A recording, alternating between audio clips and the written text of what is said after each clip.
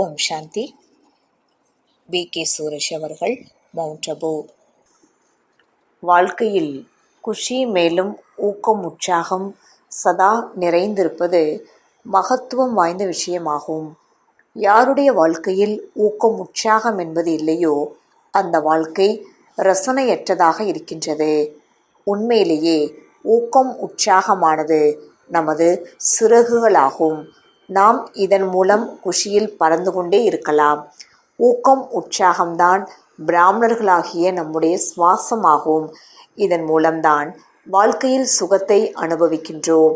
எனவே நாம் நம்முடைய வாழ்க்கையை ஊக்கம் உற்சாகத்தினால் நிறைத்து கொள்ள வேண்டும். பிராமணர்களாகிய நம் அனைவருக்கும் இது சகஜமானதே.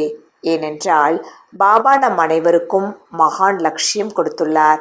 உலகில் கூட யாருடைய வாழ்க்கையில் லட்சியம் வைத்துள்ளார்கள், ஏதாவது பெரிய காரியங்கள் செய்ய வேண்டியிருக்கிறது எனில் அதற்கான நேரத்தையும் வரையறுக்கின்றார்கள். எனில் அந்த நேரத்தில் அவர்களுடைய மனதில் எவ்வளவு ஊக்க உற்சாகம் நிறைந்திருக்கின்றது. ஊக்கம் உற்சாகம் நிறைந்திருப்பதனால் மனம் அநேக வீணான விஷயங்களிலிருந்து விடுபட்டு விடுகின்றது. நமக்கு மகான் லட்சியம் கொடுக்கப்பட்டுள்ளது. நாம் சம்பூர்ணமாக வேண்டும், கர்மாத்தீத்தாக வேண்டும், பாபாவிடமிருந்து சர்வசிரேஷ்ட பாக்கியத்தை அடைய வேண்டும். அனைத்து பொக்கிஷங்களினால் தன்னுடைய பையை நிறைத்து கொள்ள வேண்டும். பாபா நமக்காக அனைத்தையும் கொடுப்பதற்காக வந்துள்ளார். நாம் அவரிடமிருந்து அனைத்தையும் அடைய வேண்டும். இதுவே நம்முடைய லட்சியமாகும். சிந்தனை செய்து பாருங்கள். நான் என்னுடைய வாழ்க்கையில் ஏதாவது மகான் லட்சியம் வைத்துள்ளேனா? தன்னுடைய வாழ்க்கையில் அவசியம் ஏதாவது லட்சியம் வையுங்கள். 3 மாதங்களுக்கு லட்சியம் வையுங்கள்.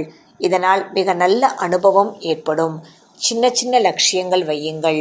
இந்த தாரணைகளை நான் என்னுடைய வாழ்க்கையில் கொண்டு வர வேண்டும் என்று தாரணைக்கான லட்சியத்தை கொண்டு வாருங்கள். 4-5 ஸ்வமான்களை நான் பயிற்சி செய்ய வேண்டும் என்ற லட்சியம் வையுங்கள். நினைவினுடைய சாற்றின் லட்சியம் வையுங்கள். 3 மாதத்தில் நான் தினமும் 2 மணி நேரம் அவசியம் யோகா செய்ய வேண்டும்.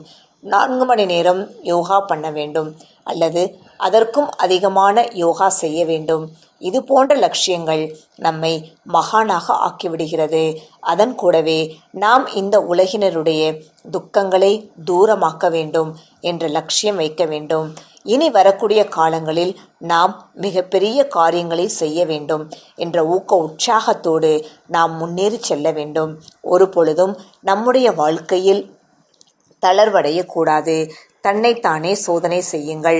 தன்னுடைய வாழ்க்கையின் மீது கவனம் கொடுங்கள். சங்கமயுக நாட்களை நாம் எவ்வாறு செலவழித்து கொண்டிருக்கின்றேன்?